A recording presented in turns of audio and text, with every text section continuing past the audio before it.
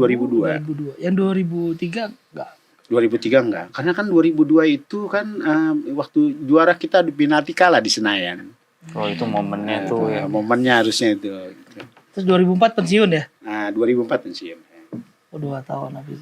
15 tahun. Capek juga sih. udah yang muda-muda lah yang sekarang harus. Om, perasaan biasanya main di kandang timnas itu apalagi di Senayan ya. Itu kan kalau kita lihat kadang kita aja yang nonton ya kayaknya deg-deg ser ya Om ya. Nah itu gimana sih Bang Jabrik biasanya tuh awal kayak baru masuk lapangan tuh supporter udah itu kan biasanya ada tekanan dan beban juga ya buat awal-awal main. Itu gimana cara itu ini? Ya saya waktu itu Om, ketika saya jadi bermain di GBK kita tuan rumah. GBK lagi ya. Pemain 12 berarti supporter. Pemain ke-12. Itu motivasi buat kita sebagai pemain. Apakah kita nanti ngambil motivasinya positifkah atau negatifnya? Negatifnya apa? Apakah kita kuat mental apa enggak dengan dukungan penonton kayak gitu? Kan gitu sebegitu banyaknya ya kan. Nah, positifnya apa? Kita ada timbul rasa percaya diri, motivasi kita juga lebih ya kan untuk buat memberikan tim kita ini harus menang atau apanya. Itu saya mengakalinya itu kita santai aja Om. Kadang kalau kita grogi atau apanya itu kan kalau pemanasan kita teriak kayak atau apanya, itu kan banyak cara dari pemain. Ada yang teriak lah, ada yang mereka sebelum masuk ke lapangan mereka dengerin musik dulu lah atau apanya. Itu kan beda-beda kita. Kalau saya kan paling bismillah. Kalau memang saya sih berdoanya mudah-mudahan main di kandang, tuan rumah, saya main yang penting main baik. Udah itu aja. Apa-apa enggak muluk-muluk kan gitu. Iya gitu. Tapi beban juga, bebannya apa? Penonton begitu banyak di Senayan, kita juga harus butuh menang atau apanya. Ya berarti kan satu jalan kita harus punya konsentrasi full di situ sama mental Om. Tapi kan enaknya dulu nggak ada sosial media. No comment. Om saya minum dulu. Ya, silakan. Ini kayak mesti minum dulu soalnya abis ngomong sosial media nih Mas Yus. Sekarang salah dikit dibully. Dulu kita gini Om, penonton sama kita dulu kan belum ada yang namanya medsos atau apa ya kan IG atau apanya. Kita banyak kritikan, tapi mereka dulu mengkritik itu membangun. Mereka itu mengkritik itu bahwa kita nih ada punya kesalahan atau apanya. Kita introspeksi diri Om. Kayak saya dulu sama teman-teman wartawan, alhamdulillah sampai sekarang mereka berhubungan baik walaupun posisi saya sekarang sudah bukan jadi pemain lagi, jadi pelatih. Tetap mereka. Sampai kita ngomong begini, enakan dulu apa enakan sekarang? Kan begitu teman-teman wartawan. Ketika lu jadi pemain bola di tim nasional atau apanya, Bang, beda zaman Bang. Dulu kita pemain emang bener-bener Bang, kita dipanggil sama tim nasional aja, Garuda di dada kita udah bangga sekali Bang. Nah, apalagi ada kritik-kritikan itu kan untuk buat memotivasi kita Bang, buat introspeksi diri kita, buat diri kita gitu. Oh, ternyata ada yang sayang, ada yang memperhatikan gua. Kan gitu. Ada yang peduli nih. Ada yang peduli nih. Oh, kesalahannya lu ini atau apanya. Saya perbaiki. Gitu loh. Jangan sampai nanti terulang di lubang itu juga. Harus kalau memang mengkritik, pengkritik yang di hal yang lain atau apanya kayak begitu. Saya senang waktu itu nggak ada jarak antara pemain sama teman-teman wartawan termasuk penonton. Gitu. Kalau sekarang ngebully di sosmed. Sekarang dari bahasanya yang mohon maaf kasar atau apanya tuh susah deh. Ya sekarang kan beda zaman. Beda zaman. Ya. Ini ngomongin timnas nih, kita kan besok lawan Cina. Cina ya. Abang kan pernah main lawan Cina nih. 2004 kalau nggak salah ya, Bang. Coba Bang. Waktu itu apa tuh? Waktu itu 2001 juga ya, waktu saya di saya Piala Asia sama Piala Dunia juga itu di Lebanon itu. Lawan Cina, lawan Korea. Nah, Jepang beda grup sama kita. Waktu itu Maldiva sama Kuwait. Jadi yang tadi Bang Miko bilang kalau kriteria pemain-pemain Cina itu sama ya kan dengan karakter-karakter Korea Selatan, Korea Utara mirip karena mereka memang satu ras ya. Tapi kan mereka kan juga tergantung dari pemain itu sendiri. Dulu kan pemain Cina kan banyak pemain-pemain yang ada di luar kan, ada yang mereka bermain di Italia atau apanya, ya mereka berkumpul lah. Kalau sekarang kalau saya lihat di berita itu pemain-pemain Cina itu berlaganya kompetisinya cuma di domestiknya aja. Oh, nggak banyak yang di luar ya. Nggak banyak yang di luar. Tapi karakter, pola, strategi. Wah, mungkin mereka punya stamina dan mereka punya fisiknya kecepatan. Harus kita bisa mengantisipasi itu tim nasional. Dan hard working banget ya, kerja keras ya biasanya. Kita harus bekerja keras, nggak gampang kita malah. Galak-galak katanya. Ya galak normal lah. Tapi tadi sempat dengar katanya pernah dengar atau pernah lihat gimana pemain Cina tuh dididik, dilatihnya lumayan keras ya. Disiplin tinggi. Ya itu mungkin ya pelatih kan beda-beda, beda-beda ramuan gitu loh Bang Arda. Nah, mungkin pas ketika kita tim nasional main lawan Korea ya kan, terus bisa kemasukan atau apanya, mungkin masa lawan Indonesia aja bisa kemasukan atau apa gitu apa kan biasanya kan seperti itu kan.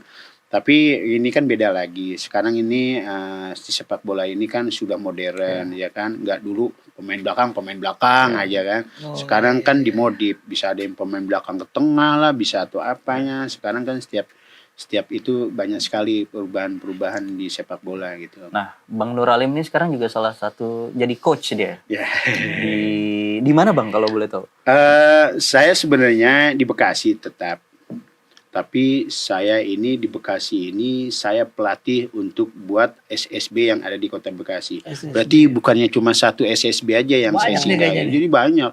Ada kurang lebih hampir 54 SSB yang ada di Kota Bekasi. Berarti saya pelatihnya.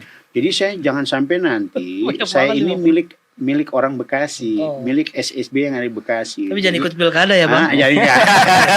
Biasanya ya. Jangan ikut pilkada. Jadi kebetulan kan pelatih-pelatihnya juga kan masuk di grup itu, ada grup yang namanya APSI, Asosiasi Pelatih dan Pemain Sepak Bola. Nah kebetulan saya di pengurusnya. Jadi saya ini kadang-kadang datang ke SSB si A, datang ke SSB si B atau apanya. Jadi saya harus tahu sampai sejauh mana sini perkembangan SSB yang ada di Kota Bekasi atau apanya. Boleh dong kita kan bertukar pikiran atau apanya.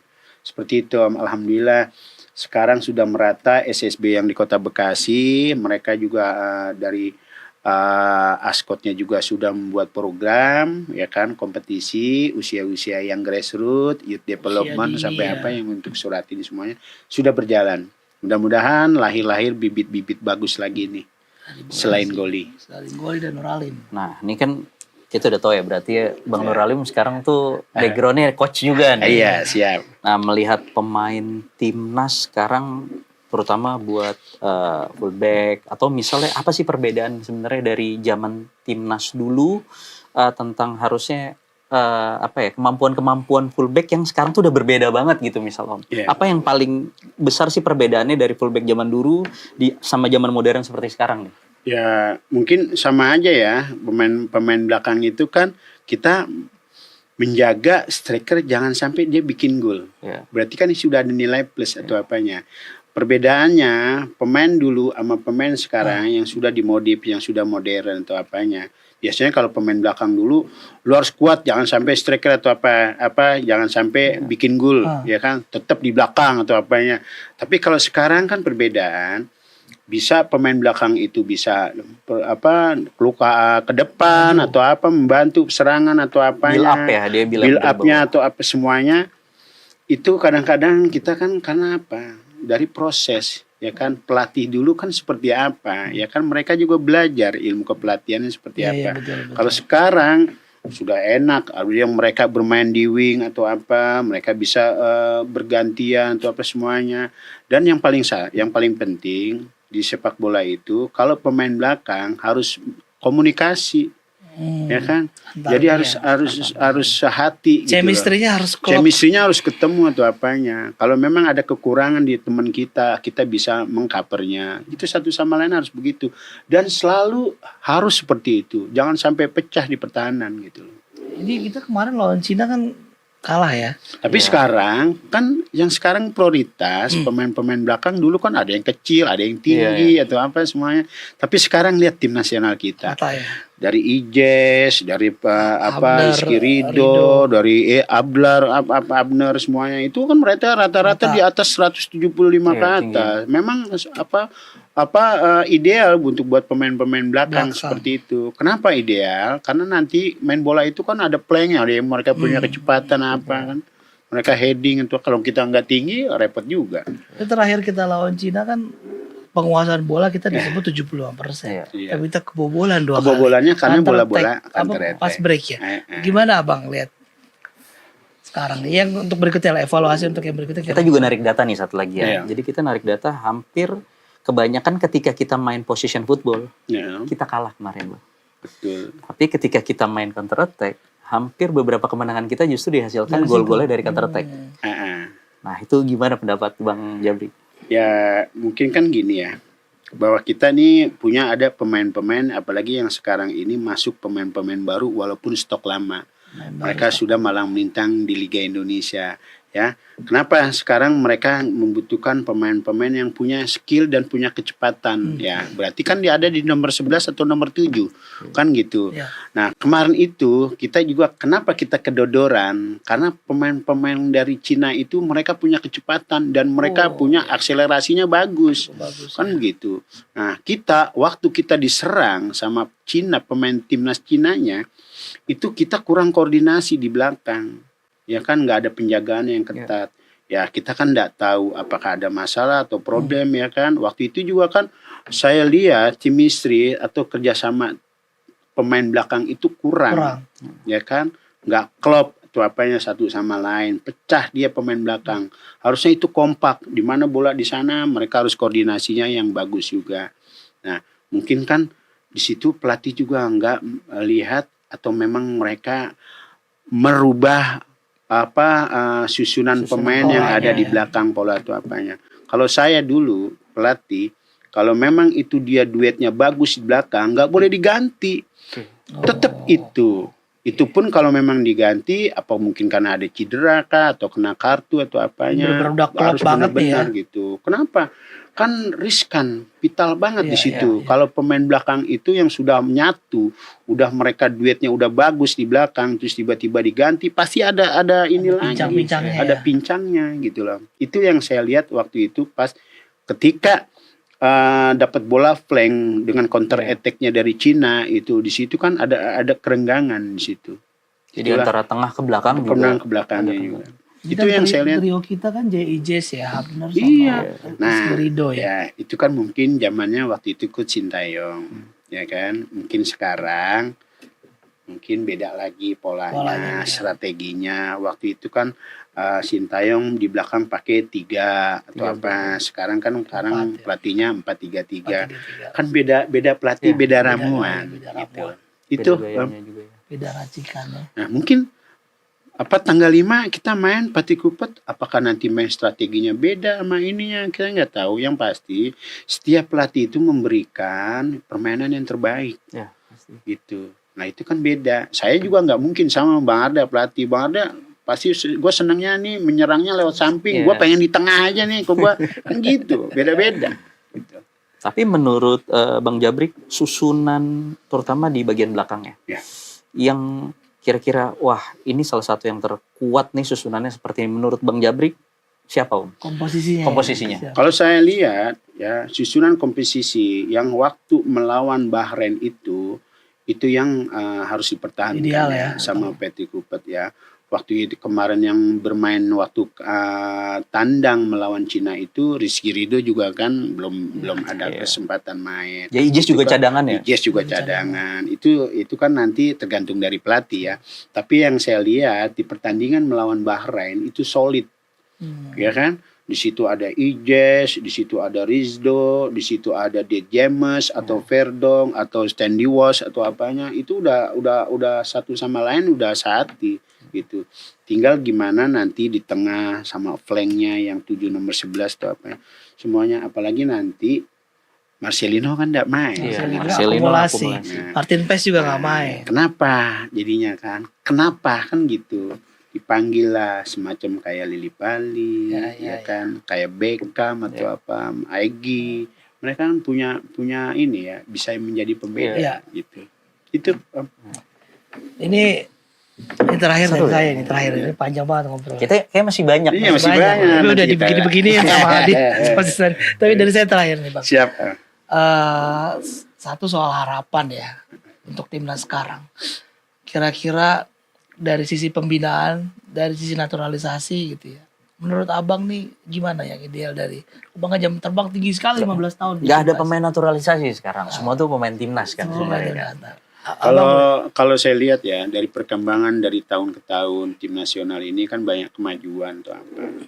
Dan kita sempat terjadi ada perbedaan antara pro dan kontra Betul. untuk buat pemain-pemain diaspora sama pemain lokal. Itu diaplikasikan bahwa mereka orang Indonesia. Jadi cuma beda aja kompetisinya. Timnas Indonesia apanya. Ya, saya senang sekali. Waktu itu kan sebelum Erick Thohir juga kan ada waktu zamannya Iwan Bule. Iya, kan? Iwan Bule justru Ya, ada pemain-pemain diaspora atau ada pemain yang di luar dari diaspora yang diangkat jadi diketok jadi orang Indonesia untuk buat bela tim nasional seperti kayak Gonzales, Grekolo. Kan nggak ada garis keturunan atau apa. Itu program itu gagal dalam arti setelah mereka udah melewati usia emas itu baru mereka. Nah, kalau sekarang kan dari diaspora, dari garis keturunannya, atau apanya, mereka darah Indonesia. Dan dari muda juga dari ya, Bang? muda juga mereka. Itu program bagus jadinya ya kan. Pas zaman Pak Erick Thohir ini, alhamdulillah tim nasional ini sekarang seperti apa. Dan semua penonton harapan bangsa Indonesia bahwa Indonesia untuk buat maju ke Piala Dunia itu tinggal selangkah lagi. Itu apanya? Kita berharap gitu kan. Mudah-mudahan adanya pemain-pemain diaspora sama pemain lokal itu nggak jauh beda. Ya kan, tinggal gimana pemain-pemain dari kita nih yang lokal ini harus memotivasi. Bahwa kalian bisa tuh apanya sama. Toh mereka dari pemain diaspora mereka respect sama Marcelino, sama Sayuri, apa semuanya mereka nggak ada perbedaan. Jadi kan kayak begitu. Nah kan gitu. Ya mudah-mudahan tinggal kita selangkah lagi ya kan. Harapan kita, saya sebagai mantan pemain, masyarakat Indonesia juga, mudah-mudahan kita bisa masuk ke Piala Dunia. Amin. Itu diharapkan semua. Ya, bismillah. Nah, kalau saya masih ada pertanyaan sebenarnya, Mas. Terakhir. Jadi ini kan ada 9 pemain dari Liga Indonesia yang dipanggil nih, Bang. Kita harapkan juga kan tumbuh beberapa pemain yang mungkin dari Liga Indonesia ini suatu saat juga bisa keluar juga ya, bisa bermain di luar negeri dan lain sebagainya. Ada pesan apa gitu Bang bagi pemain timnas kita yang berasal dari Liga Indonesia ini agar juga bisa ikut dalam banyak yang dipanggil juga di timnas. Apa sih pesan-pesannya Bang? Ya, buat kita ya, buat saya, buat adik-adik saya yang ada di tim nasional, khususnya pemain-pemain yang berlaga di kompetisi ini, terpilihnya dari hasil dari Liga Indonesia, ESL, kalian bisa kok, ya, bahwa kalian pencapaian jadi pemain sepak bola nasional itu, pemain sepak bola itu, kalau kalian dipanggil jadi pemain tim nasional itu udah kembangan yang luar biasa yang paling tinggi. Nah buat kalian dipanggil ke tim nasional itu, kalian punya kelebihan, ya kan, punya skill lah atau apa, kalian bermain bola bagus. Kompetisi di Indonesia itu sangat luar biasa capeknya. Kalian sudah melalui sampai Patrick Kluivert aja memanggil kamu, berarti kamu punya kelebihan. Tunjukkan di situ bahwa kalian bisa, ya kan. Buat adik-adik yang sekarang yang berada di tim nasional, yang khususnya dari lokal, buktikan bahwa kalian sama kok, ya kan. Jadi nggak ada perbedaannya. Semuanya buat kemajuan timnas, buat bangsa buat ya Bang. Indonesia. Diaspora juga orang Indonesia juga kok. Ya, saya juga bersyukur mudah-mudahan kita bisa melangkah ke babak berikutnya, bisa masuk ke Piala Dunia. Itu yang kita harapkan. Sukses buat tim nasional kita. Ini paling terakhir nih, terakhir. Masih ada nambah terus ya. Ini mulai ini aja. Prediksi skor besok. Nah, abang kira-kira gimana nih Bang? Kalau Cina bisa bikin gol, ya kan, 2, kita juga bikin gol. Kenapa kita nggak di sini nggak bisa bikin gol juga kan, begitu, ya kan, tantangan. Saya pikir saya pasti 2-0. 2-0 ya? 2-0. Ini nih. Ya. Nonton nggak besok? Ya pasti saya ada undangan kok. Ada ini privilege. Nggak, kebetulan saya mengapresiasi ya kan dari Pak Ketum kita, Pak Eri. Kita mantan-mantan selalu dari para diundang, legend ya. setiap pertandingan tim nasional di Senayan kan, di GBK kita selalu ada undangan. Selalu Itu ada pun juga kadang-kadang di rolling lah tuh apanya. Oh, Karena legend-legend itu kan nggak 5 atau 10 orang, pasti banyak. Ya. Terima kasih Pak Ketum. Satu lagi boleh nggak? Satu lagi. Aduh, ya lanjut. Kan sekarang lagi banyak rame di sosial media, ya Bang. Rizky Ridho nih harusnya udah bisa main keluar nih. Nah, menurut pandangan Abang, kan Rizky Ridho juga kalau kita lihat juga permainannya juga lumayan apik ya Bang ya. Menurut Abang Jabrik gimana nih? Sebelum Rizky Ridho, ada pemain-pemain nasional juga yang sempat mereka malang melintang bermain di luar dari Liga Indonesia. Termasuk saya juga pernah saya ditawari di Kashima Antlers di Jepang. Nah, di Belanda juga saya. Nah, kalau memang Rizky Ridho udah siap ya kan mau bermain di luar negeri, itu harus siap semuanya. Satu mungkin untuk buat masalah di lapangan, untuk buat di klub. Tapi di satu sisi, apakah dia siap nggak untuk meninggalkan keluarga atau istri atau apanya? Kadang-kadang kan pemain-pemain kita kan kadang-kadang kan homesick atau apa kangen atau apanya gitu. Kalau itu harus siap semuanya. Tapi saya yakin kalau Rizky Ridho bermain di luar, insya Allah bisa karena punya kemampuan di situ. Sama seperti saya dulu. Makasih. Oke, cukup. Ya.